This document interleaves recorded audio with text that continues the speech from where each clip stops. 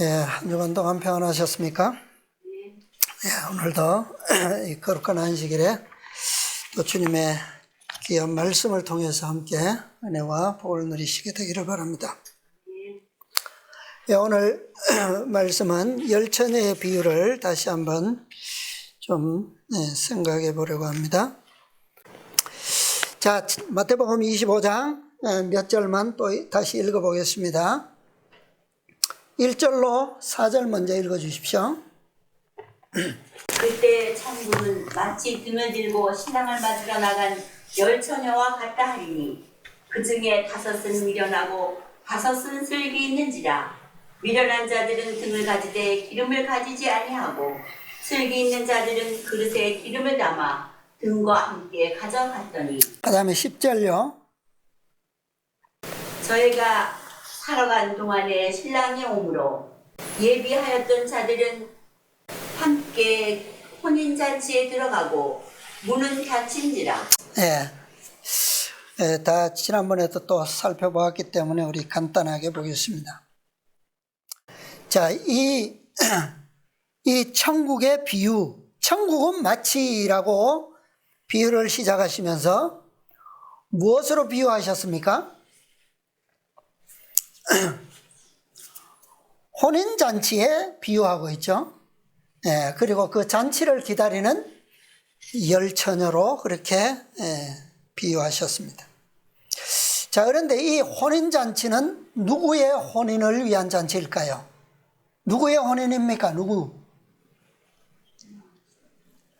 자, 혼인잔치는 흔히 혼인 예식이 끝남과 동시에 잔치가 시작되죠. 그렇죠? 혼인 예식이 끝나야지만 잔치는 시작돼요. 그런데 혼인 예식과 혼인 잔치는 우리 세상에는 일반적으로 같은 장소에 치러지잖아요. 그죠? 이루어져요. 그런데 이 혼인 잔치가 열리는 곳은 어디일까요?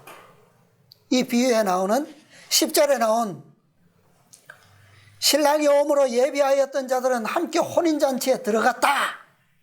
그리고 문은 닫혔다. 이 혼인잔치가 열리는 곳이 어디입니까?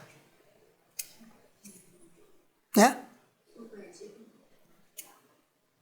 신랑의 집 아니에요? 신부의 집입니까? 자, 지금 영적으로 보면 이 성경은 시작을 뭐라고 했어요? 이 비유의 시작을 무엇이라고요? 이게 이 비유가 마치 천국이 그랬잖아요. 천국은 마치 그랬잖아요. 그죠? 그러니까 혼인잔치가 벌어지는 곳은 어디라는 거예요? 아니, 이 땅입니까? 하늘입니까? 천국입니까? 예? 이 땅에서 혼인잔치가 열려요? 예. 천국은 마치 그랬죠. 예비하였던 자들은 어디에 들어갔다고요? 혼인잔치에 들어갔다. 이것이 뭐라는 거예요? 천국이다 라고 하는 거 아닙니까? 그죠? 그러니까 혼인잔치는 어디에서 열릴 겁니까? 하늘에서 있겠죠. 자, 근데 신랑과 신부가 누구인지 알아야지만 이 잔치가 사실은 어디에서 하늘에서 열리는 것이 맞는지 어디에서 열리는지 확실하게 알 수가 있겠죠. 자, 초기 문집에 보면 초기 문집 251페이지의 말씀입니다. 초기 문집 251페이지 예수께서는 천사들을 보내어 보겠습니다.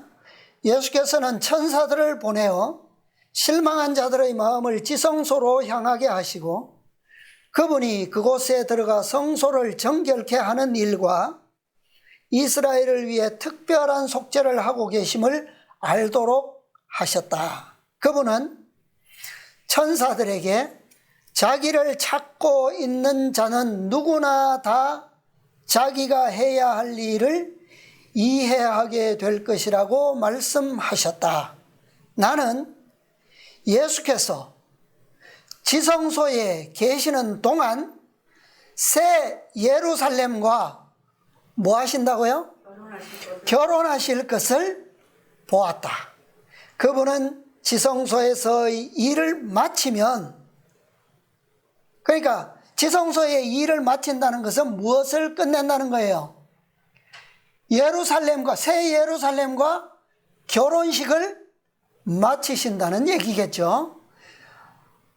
마치면 왕권을 가지시고 이 세상에 강림하셔서 그분의 재림을 참고 기다린 보배로운 자들을 뭐 하신다고요? 데려가실 것이다. 어디로? 하늘로. 거기서 뭐가 시작될까요? 결혼식은 끝났잖아요. 끝나면, 마치면 오셔서 데려가신다 그랬잖아요. 누구를?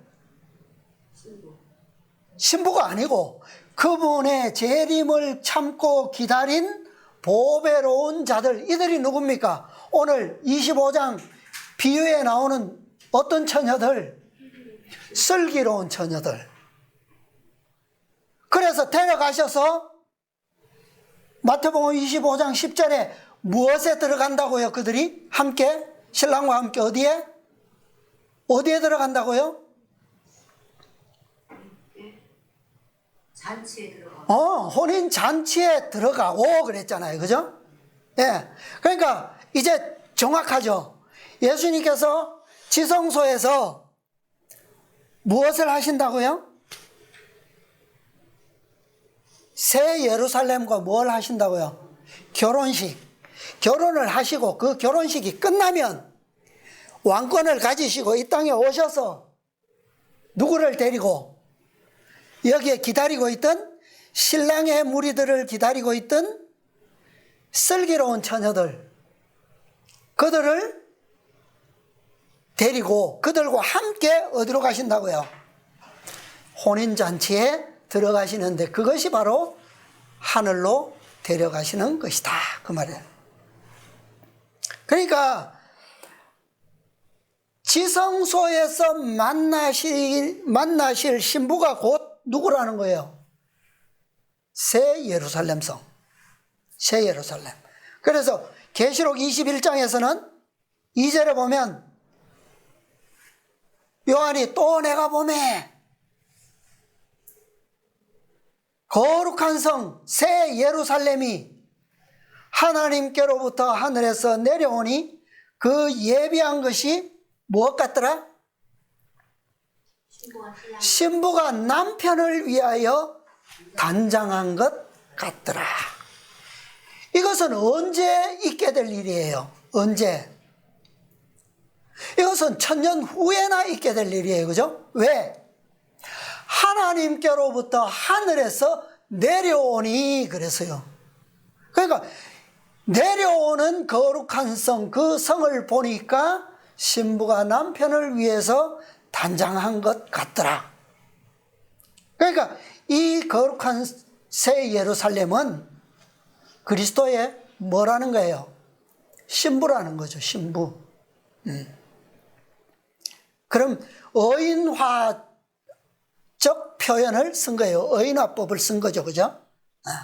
그래서 새 예루살렘 성이 그 앞에 보면 거룩한 성 그래서요. 거룩한 성.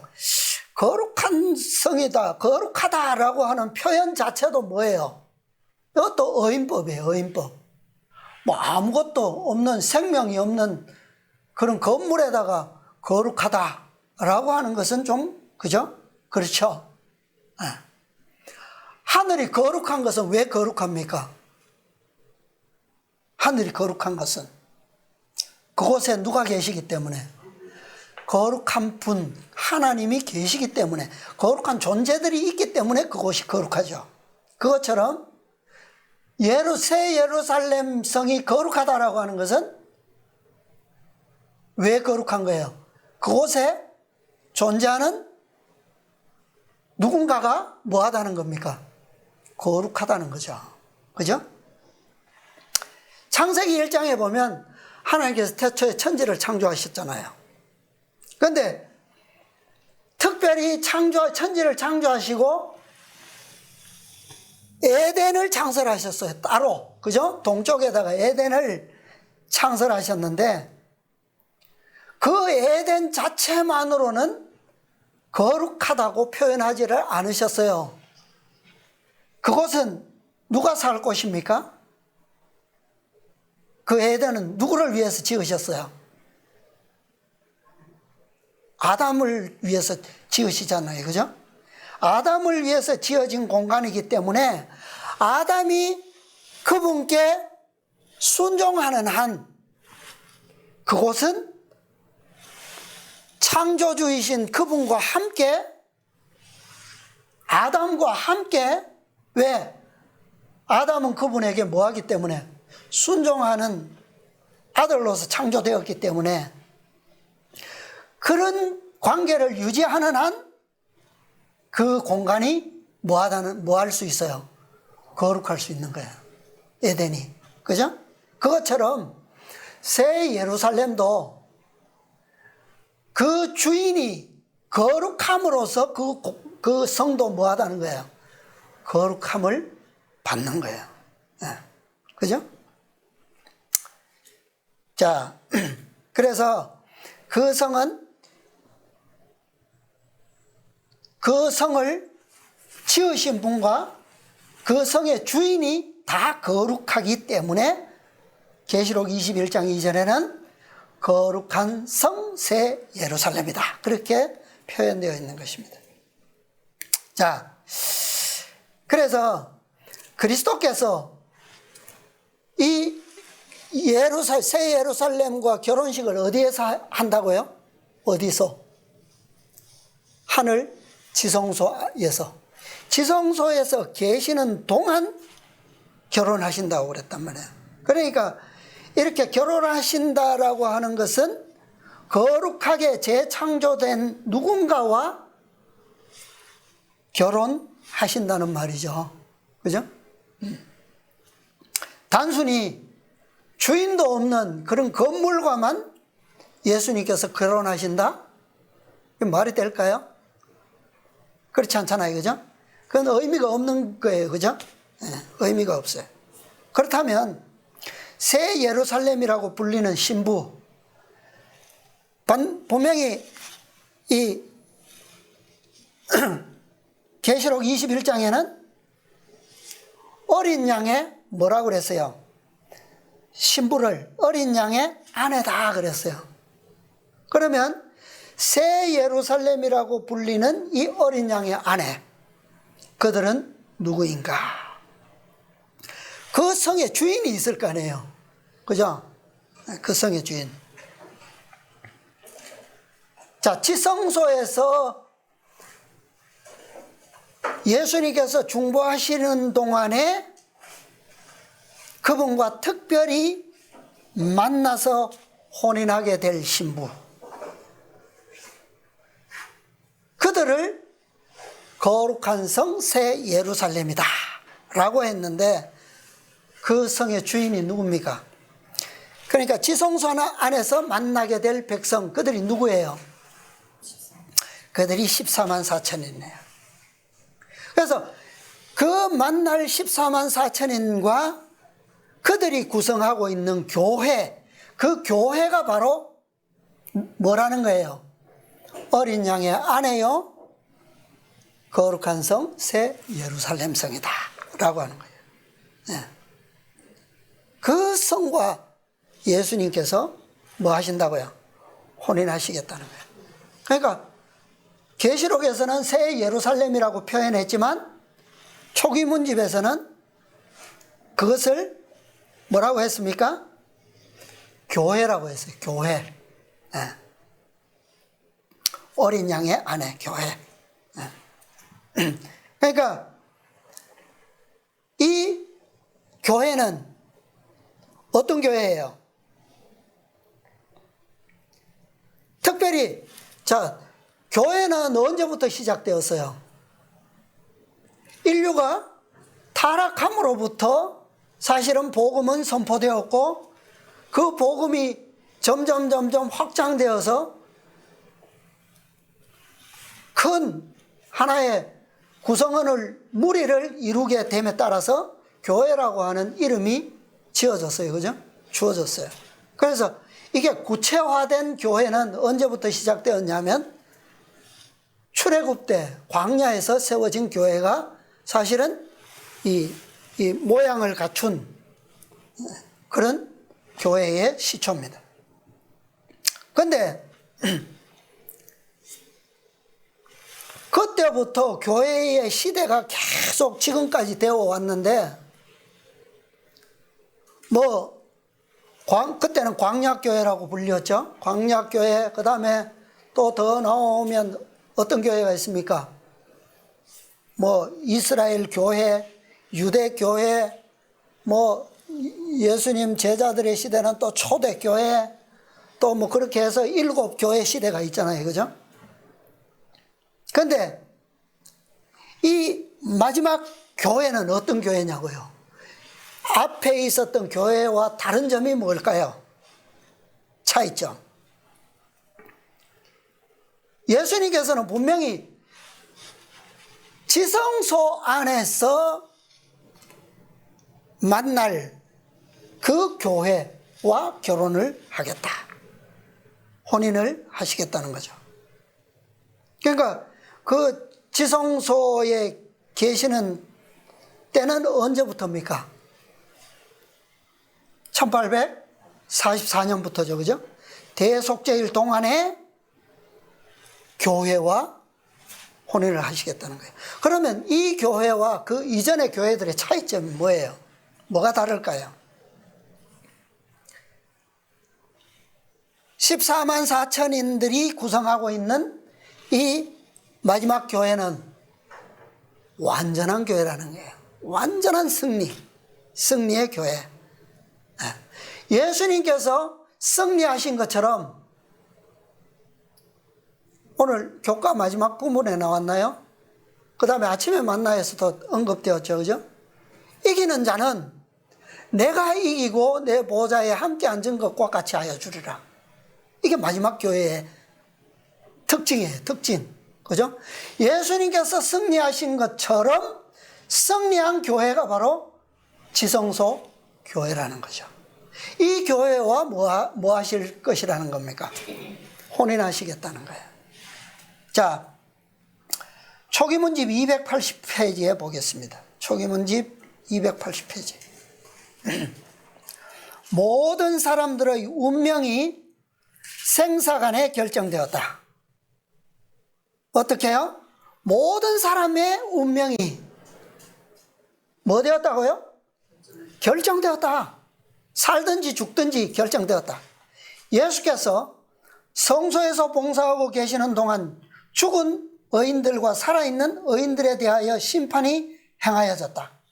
그리스도께서는 그분의 백성들을 위하여 대속하시고 그들의 죄를 도말하심으로 인하여 그의 왕국을 뭐 하셨어요?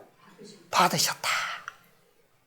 근데 자, 여기 보니까 그분의 왕국을 받으셨는데 그 왕국이 뭐라는 얘기입니까?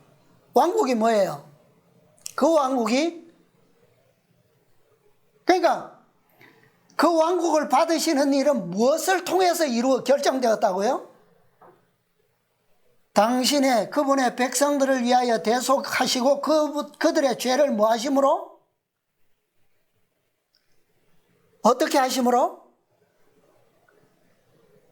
그들의 죄를 도말하심으로.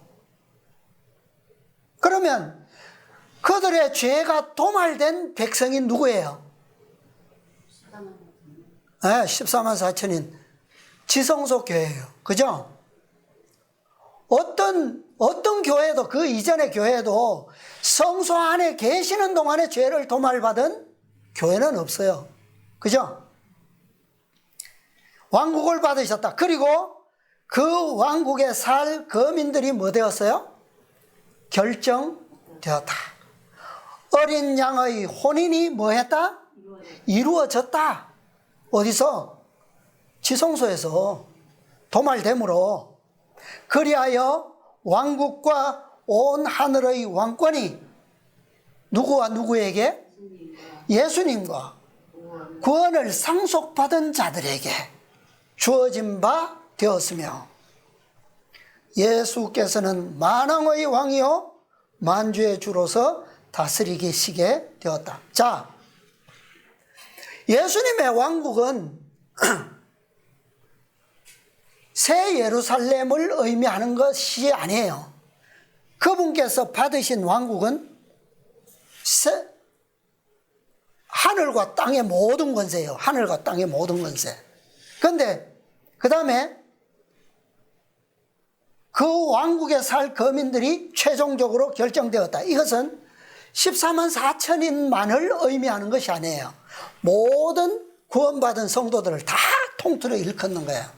그 다음에 어린 양의 혼인이 이루어졌다. 혼인은 이것은 뭐 거룩한 성이라고 분명히 언급되어 있기 때문에 그거죠.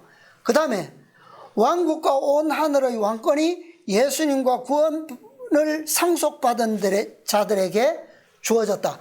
자, 구원을 상속받은 자들은 14만 4천인만을 의미하는 것이 아니라 구원받을 모두를 다 일컫는 거예요. 그러니까 모든 결정은 구원받을 모든 의인들을 다 의미했는데 여기에서, 그런데 그 결정적인 일이 무엇으로 말미암아 되었다는 겁니까? 대속과 죄의 무엇을 통해서? 도말을 통해서 이루어져. 그러니까 14만 4천인의 죄의 도말 받는 그 승리한 교회로 인하여 뭐가 되었다는 거예요? 이 모든 것이 다 결정되었다는 거예요. 다 성취되었다는 거예요. 그렇죠? 예. 네.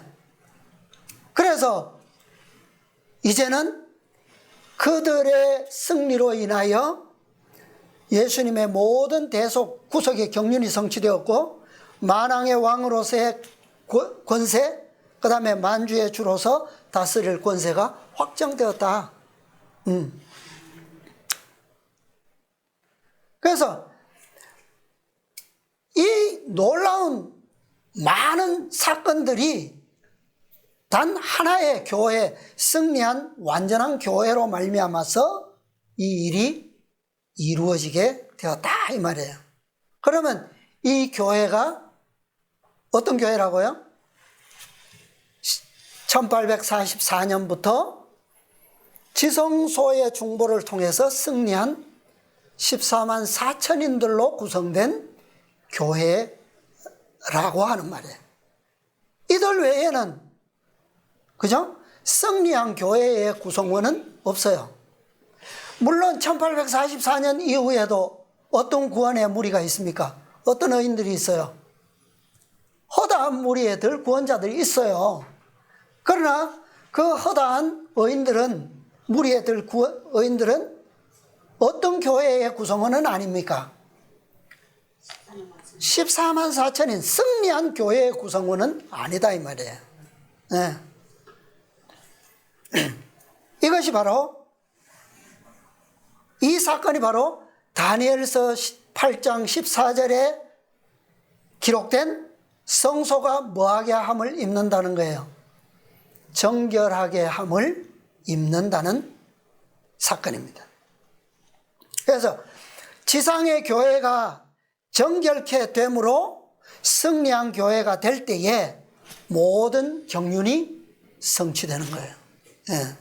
그러니까 결정적인 키를 가지고 있는 교회가 바로 이 교회라는 말입니다. 이 죄를 도말받은 백성, 이들은 다 무엇을 받았습니까? 그들의 이마에 다 무엇을 가지고 있죠? 살아계신 하나님의 인을 가지고 있죠. 그죠? 예. 이 살아계신 하나님의 인을 가지고 있는 백성은, 그 교회는 14만 4천인 교회밖에는 없어요. 예. 그래서 이들 14만 4천이는 초기문집에 보면 어떻게 인침을 받은 백성이라고 했습니까? 하나하나 헤아려서 인을 쳤다 그랬어요. 천사가. 그래서 이들은 지상에서 유일하게 승리한 교회요, 완전한 교회입니다. 그래서 계시록 14장과 15장에 보면 이들은 어디에 섭니까? 어디에 서요? 하늘 시온산에 서죠. 시온산에 서 있는 것을 보게 되고, 그 다음에 하늘 유리바닷가에서 완전한 질서의 모양으로 서 있는 유일한 백성들입니다. 자, 예수님께서 지성소의 사업을 마치시고 재림하시면 이제 살아있는 14만 4천인 의인들과 그 다음에 죽음에서 부활한 첫째 부활에 참여한 모든 구원받을 백성들이 함께 하늘을 향해 여행을 합니다. 며칠 동안 여행하죠? 7일 동안 하늘을 향해서 올라가요. 올라가서 여행 마지막 끝에 딱 도착하는 장소가 어디냐 하면 어디일까요? 어디일까요? 그곳이 바로 하늘 유리바닷가예요. 유리바다 위에 선다 그랬어요.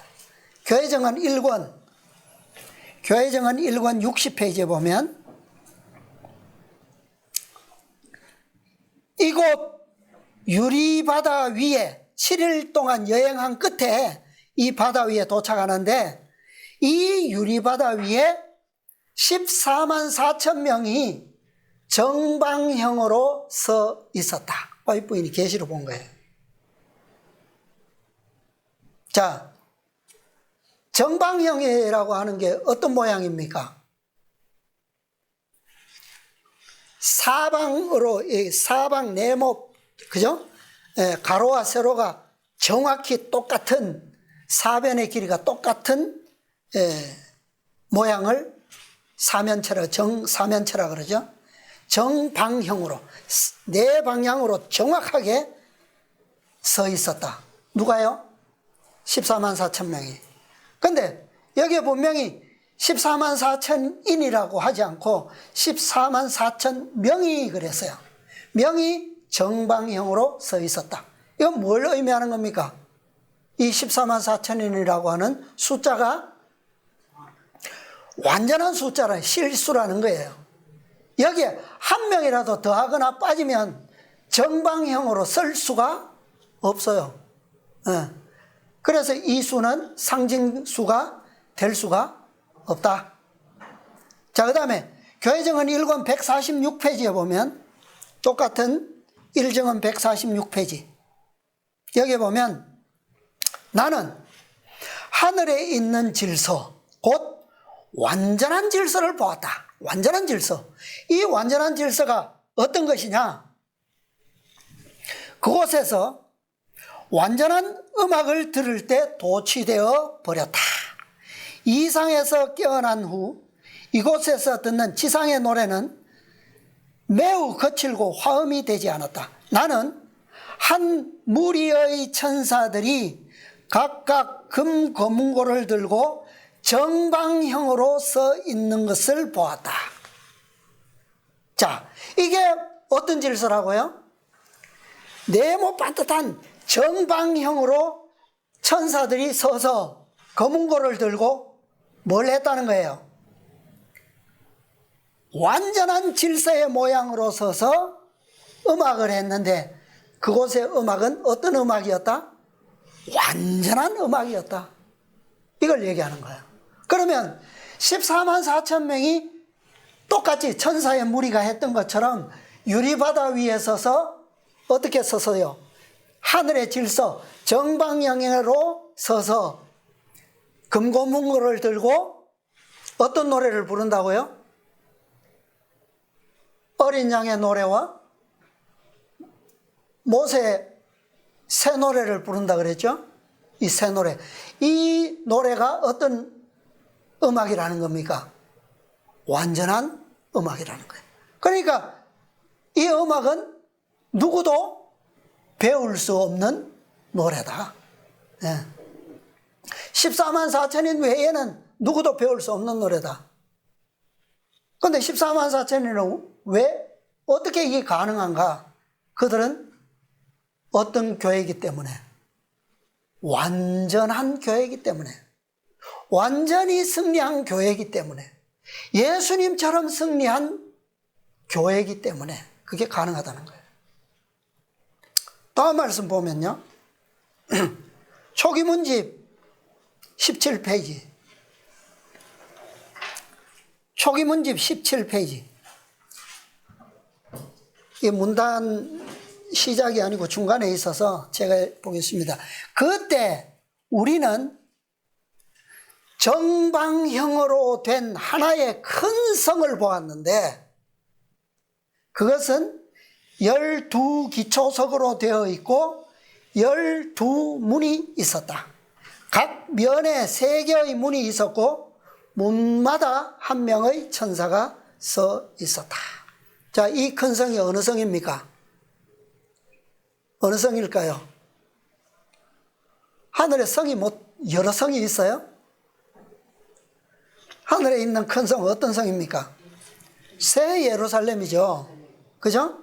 왜냐하면 계시록 21장에 보면 12기초석, 12보석으로 된 성벽이 12보석으로 되어 있고 12문으로 되어 있고 각면에 3개의 문이 있는 그 성은 어떤 성이라고요? 새 예루살렘 성이라고 분명히 되어 있어요. 그죠? 근데 이 성이 어떻게 되어 있다고요? 어떤 모양이라고요? 정방형으로 된 성이다. 정방형이야말로 뭐라고요? 하늘의 완전이다. 이게 질서의 기초예요. 하늘의 질서의 기초. 그래서 하나님의 보좌가 어떻게 되어 있습니까? 하나님의 보좌가 정방형으로 되어 있어요. 그래서 각 면에 뭐가 있어요? 네 생물이 얼굴이 각 방향을 보고 있죠. 그래서 원하는 방향으로 항상 직선으로 가도록 되어 있어요. 그게 하나님의 보좌예요. 그러니까 하늘의 모든 기초는 하나님의 형상을 따라서 그 질서가 놓여져 있어요. 이것이 바로 완전이라고 하는 겁니다. 자, 그렇기 때문에 14만 4천이는 실수가 아니면 결코 불가능한, 완전할 수 없는 교회라는 거죠. 완전한 숫자, 12도 완전한 숫자잖아요. 그죠? 각 성이 이 12기초석으로 되어 있고 12문. 그래서 완전수로 이루어진 그 성 안에 살 거민들은 어떤 백성이야만 된다? 완전한 백성일 수밖에 없다. 그래서 그 백성은 완전한 수, 실제적으로 완전한 수 14만 4천 명이어야만 가능하다라고 하는 거죠. 그래서 그들은 완전한 새 노래를 부르는 자들이고 계시록 14장에 보면 완전한 품성을 소유한 백성들이라고 그렇게 기록되어 있습니다. 그래서 이들과 관계된 모든 것이 완전해요. 왜? 이 교회는 누구와 직결되어 있어요? 누구와 하나입니까? 예수님과 하나고, 그죠? 그 다음에 예수님은 아버지와 하나이신 분이에요. 그래서 하나님과 직접적으로 하나로 연결된 교회, 완전한 교회가 바로 이 백성들이라는 거예요. 이들은 구성의 시작으로부터 결과까지 모두 완전하게 성취되었습니다. 그래서 성경을 보면 이런 완전을 상징적으로 표현한 구절은 한 구절도 없어요. 다 완전한 표현으로 되어 있고 숫자도 완전 수들로 구성되어 있습니다. 그래서 14만 4천인의 구성을 보면 계시록 7장에서 어떻게 구성됩니까? 완전수 12라고 하는 숫자로 곱하기 1만 2천씩에서 나오는 숫자가 바로 14만 4천이에요. 자, 그들의 경험은 어떻습니까? 그들의 경험. 그들의 승리는 어때요? 그들은 어디에서 나온다고요? 계시록 7장 14장 보면 이 백성들은 큰 환란으로부터 완전히 승리하는 경험을 기록하고 있어요. 그래서 이 수는 결코 하나를 더해서도 안 되고 하나가 부족해서도 안 되는 교회입니다. 그렇게 되면 교회 자체가 불완전하기 때문에 그 불완전한 교회와 그리스도가 혼인이 맺어질 수 있어요, 없어요? 그건 불가능한 거예요. 하나님께서 아담을 지으실 때 하나님의 형상만, 그리스도께서 당신의 형상만 따라서 지으셨습니까? 무엇도 따라서 지으셨다고요? 형상, 품성뿐만 아니라 무엇도, 모양도 당신의 모양을 따라서 지으셨다 그랬어요. 그죠? 근데 하물며 최종적인 구속의 경륜의 최종 완성인 그 혼인 예식이 불완전한 교회와 결혼하실 수가 결코 없겠죠. 그분의 모든 완전을 따라서 지으신 것입니다. 그래서 완전한 정방향으로 서기 위해서는 정말 0.1의 오차도 있을 수가 없다는 말입니다. 그래서 우리 오늘 교과에서도 보았지만 하나님의 구속의 경륜의 최종 목적은 완전한 회복이에요. 복음의 진수는 회복이다 그랬지 않습니까? 그죠? 그래서 이 구속의 경륜, 재창조의 완전의 결정체가 바로 완전한 승리한 교회이고 그 교회의 이름이 바로 뭐라고요? 새 예루살렘이다. 근데 그 새 예루살렘이 1000년 후에 이 땅에 내려오면 이름이 바뀌어요. 그 이름이 뭐죠? 그게 에스겔서에 나오나요? 여호와 샴마 맞나요? 샴마 그렇게 불리우죠. 그 이름이 예루살렘, 새 예루살렘이고 그 도성의 백성이 누굽니까? 바로 14만 4천이에요. 그래서 바로 어린 양의 혼인은 바로 이 교회와 치러지고 이 혼인이 끝나야 그분께서 재림하시고 그 다음에 재림하셔야지만 마태복음 25장 비유에 나오는 슬기로운 처녀들이 어디에 들어갑니까? 혼인잔치 하늘에 들어갈 수 있게 되는 것입니다. 자, 그래서 지성소에서 이루어지는 셋째 천사의 인치는 사업은 실제로 예수님께서 그분의 신부인 14만 4천인 교회를 정결케 하시고 완전케 하셔서 완전한 승리를 하도록 하는 사업이다. 완전한 신부가 아니면 혼인하실 수가 없어요. 그래서 그분의 혼인을 위해서는 이 교회가 먼저 뭐 되어야 된다? 정결케 되고 승리한 완전한 교회가 되어야 된다라고 하는 거죠. 이것이 바로 열처녀가 혼인잔치를 위해 기다리는 것으로 비유된 것입니다. 그래서 새 예루살렘은 이 신부를 대표하는 신혼집이고 이 성과 그리스도께서 결혼하신다라고 하는 것은 바로 14만 4천인 교회를 신부로 맞으신다라고 하는 뜻이죠.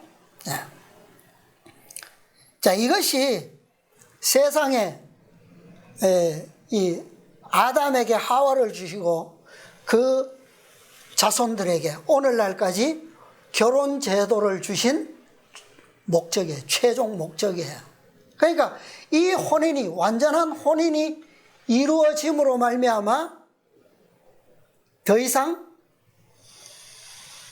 지금까지 이루어져 왔던 불완전의 혼인은 다 뭐 하게 될 것입니까? 없어져요. 필요가 없다는 거예요. 왜? 최종적인 완전한 이 혼인 때문에 혼인 제도가 결혼 제도가 주어진 것이기 때문에. 그래서 하늘에는 뭐가 없다고요? 그곳에서는 장가도 아니 가고 시집도 아니 간다. 예수님께서 당신의 백성들과 혼인하는 것으로 혼인의 목적은 성취되는 거예요. 자, 각 시대의 대쟁투 말씀 보겠습니다. 각 시대의 대쟁투 426페이지.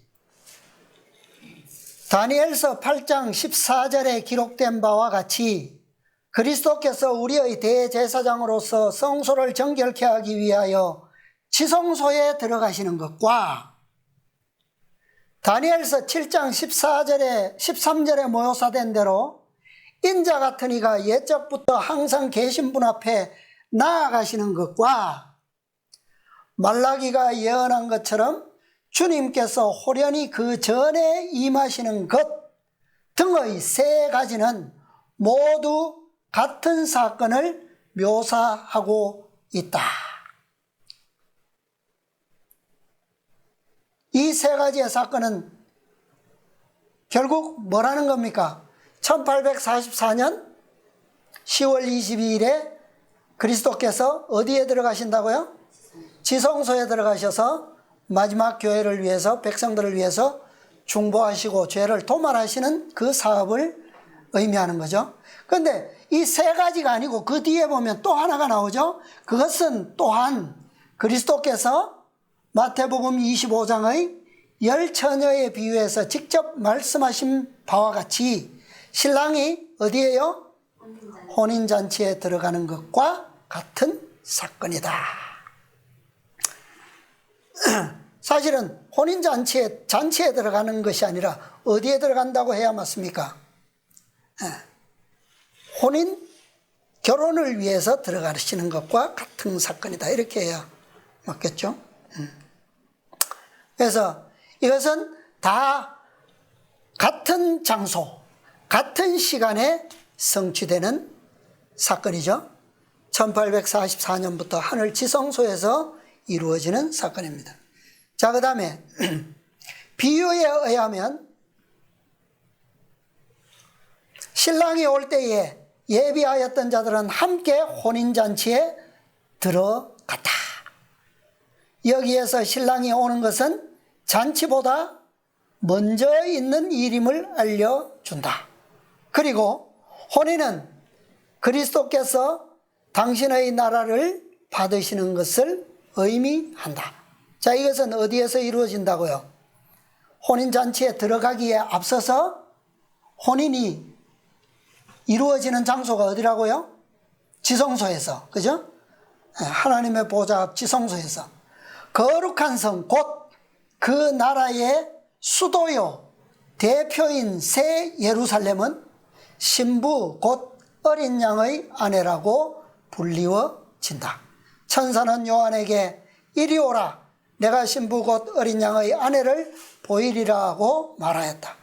선지자는, 자, 그 다음에 잘 보세요. 선지자는 성령으로 나를 데리고 크고 높은 산으로 올라가 하나님께로부터 하늘에서 내려오는 거룩한 성 예루살렘을 보이니라고 말한다. 어디에서 보여주었다고요? 어디에서? 성령으로 크고 높은 산으로 올라가서 보여줬어요. 그 다음에 그러므로 신부란 거룩한 성을 대표하며 신랑을 맞으러 나가는 처녀들은 분명히 무엇을 상징한다고요? 교회를 상징한다. 요한계시록에 의하면 하나님의 백성은 혼인잔치에 청함을 입은 손님들로 불리워지고 있다. 손님이 된 자가 동시에 신부로 대표될 수는 없다. 자, 그래서 우리는 14만 4천이는 신부이기도 하지만 뭐라고요? 성령 교회. 교회라고 하는 것이 더 적당한 말이에요. 그죠? 그러니까 각자로 치면 14만 4천인이지만 그러나 그것은 하나로 대명사로 불리어질 때는 그것은 교회인 거예요. 교회. 승리한 교회, 완전한 교회. 그러니까 예수님께서 혼인할 아내는 누굽니까? 14만 4천인이라고 불리기보다는 무엇으로 불리어야 맞아요? 교회, 승리한 교회, 완전한 교회. 그러니까 승리라고 하는 단어와 완전이라고 하는 것이 필수적인 거예요. 그죠? 그런 것을 볼 때는 이 교회라고 하는, 그 다음에 거룩한 성이라고 하는 것이 완전한 표현이다라고 하는 거예요. 자, 그 다음에 뒤에는 뭐 이제 이게 되면 이제 재림하신다라고 하는 내용입니다. 생략하고요. 자, 그러면 이렇게 모든 사건들이 순서적으로 이루어져서 자, 슬기로운 처녀들, 그분을 기다리고 있던, 신랑을 기다리던 처녀들과 함께 혼인잔치에 들어갔다. 그것은 재림과 함께 하늘에 승천하는 것으로 되어 있잖아요. 그러면 그들이 하늘에서 즐기게 될 혼인잔치는 과연 무엇인가? 그 한 말씀만 보겠습니다. 좀 더 봐야 되겠네요. 초기문집 52, 53페이지. 하늘에서 열릴 잔치는 과연 무엇인가? 초기문집 52, 53페이지. 성도들이 죽지 않을 몸으로 변화되어 예수님과 함께 공중으로 이끌려 올라갈 것이다. 그들은 검은고와 흰 예복과 면류관을 받고 도성으로 들어갈 것이다. 그 후에 비로소 예수님과 성도들은 어디에 앉습니까? 어디에 앉아요? 심판석에 앉게 된다. 그들 앞에는 생명책과 사망의 책이 펴놓인다.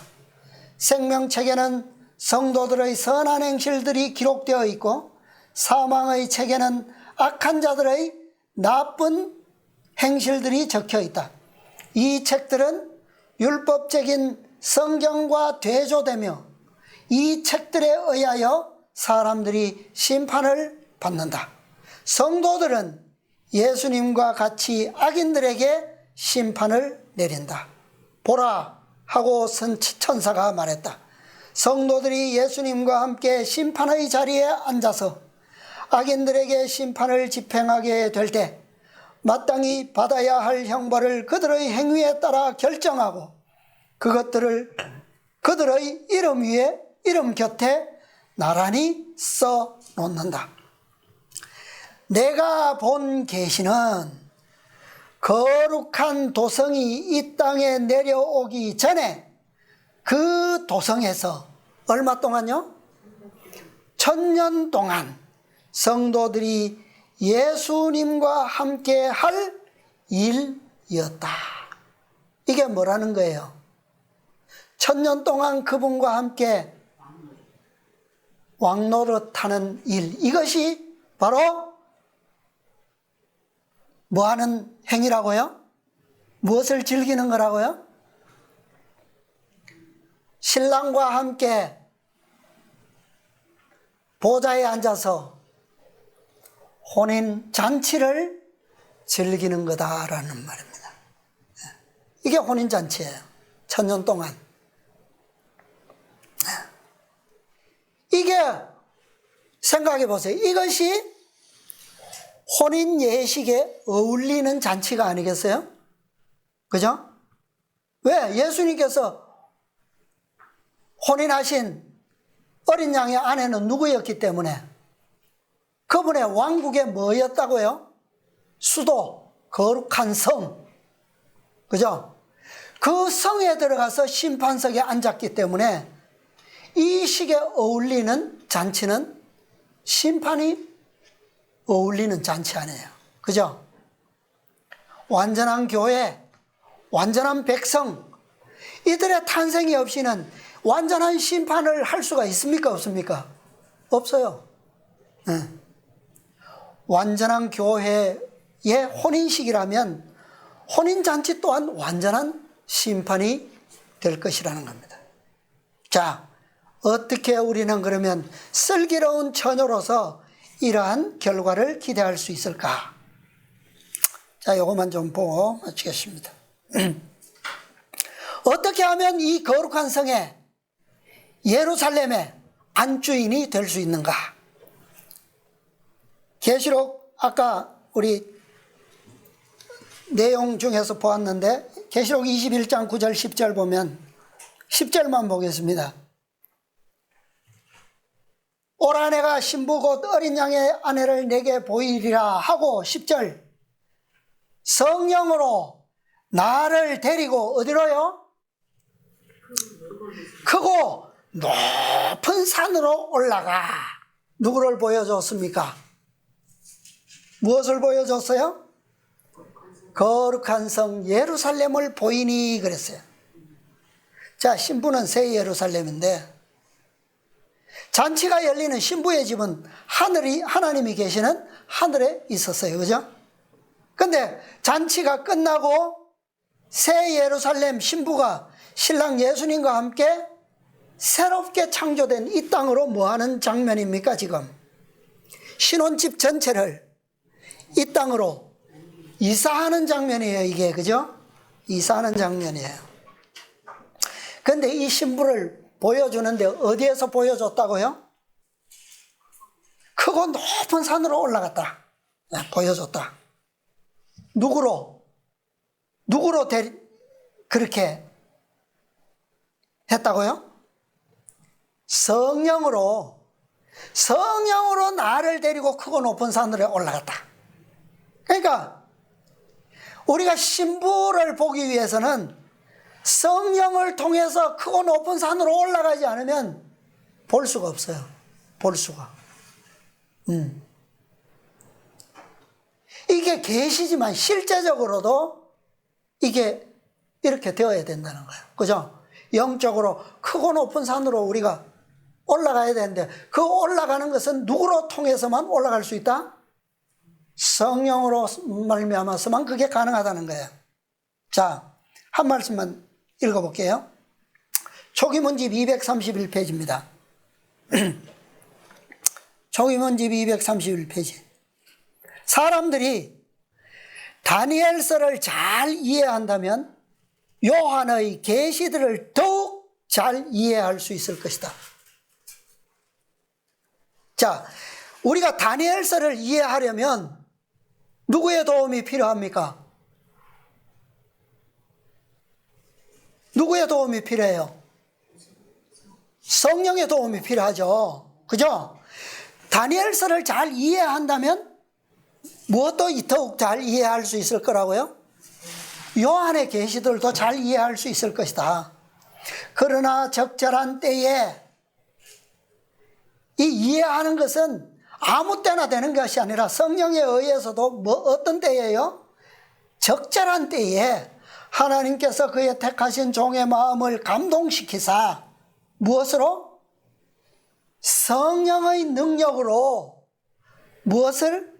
예언들을 명확하게 깨닫게 하시고 다니엘서와 요한계시록의 계시들이 성경의 다른 부분들과 잘 조화됨을 보여주심으로 무엇을 위해서요?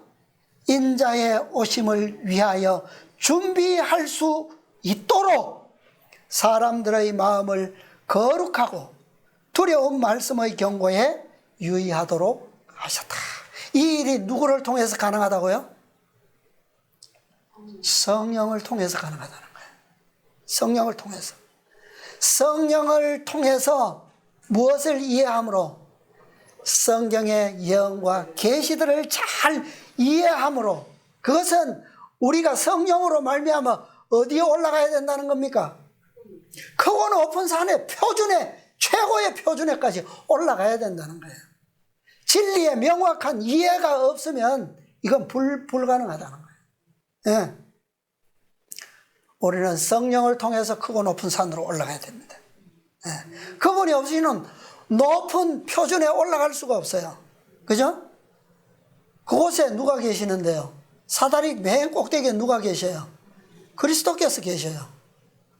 그분에게까지 우리가 이르기 위해서는 성령의 도우심이 필요한 거예요. 그러라고 누구를 보내신 겁니까? 그리스도께서 성령을 우리에게 보내신 거예요.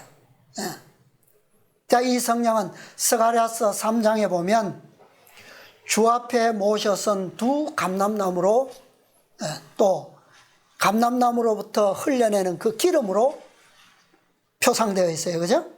그래서 성경의 모든 계시와 영감은 다 성령으로 말미암아 기록된 겁니다. 그것처럼 우리가 이 계시들을 성경의 영감을 다 깨닫기 위해서는 그 영감의 기본 기초 되셨던 분의 능력을 받지 아니하고는 깨달을 수 없다는 거예요. 그죠? 그것이 최고의 크고 높은 산이에요. 우리의 이 표준의 이런 백성, 그들이 바로 마지막 승리하는 교회고 승리하는 백성이고 완전한 교회가 되는 백성들이라는 거예요. 이렇게 되지 않으면 결과가 뭐냐? 마태복음 25장 비유 맨 마지막 절에 뭐라고 되어 있습니까? 25장 12절에 보면 대답하여 가로되 진실로 너희에게 이르노니 내가 너희를 뭐하노라? 나중에 기름 없어갖고 저 기름집에 가갖고 기름 사갖고 왔는데 주여 열어주소서 열어주소서 하니까 뭐라고요? 내가 너희를 알지 못하리라 그랬어요. 이러한 높은 표준을 알지 못하고서는 그분을 알 길이 없습니다. 문을 열 길이 없어요. 밑에서 아무리 두드리면 뭐 위에 있어 열린들 들어갈 수 있습니까? 높은 곳까지 올라가서 뭐 해야 합니까? 두드려야 돼요.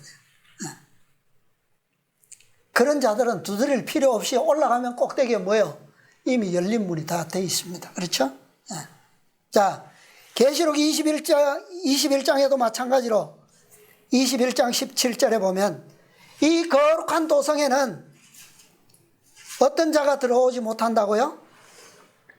계시록 21장 27절에 무엇이든지 속된 것이나 가증한 일 또는 거짓말하는 자는 결코 그리로 들어오지 못하다. 내가 너희를 도무지 알지 못한다라고 하는 말과 똑같은 거예요. 그렇죠?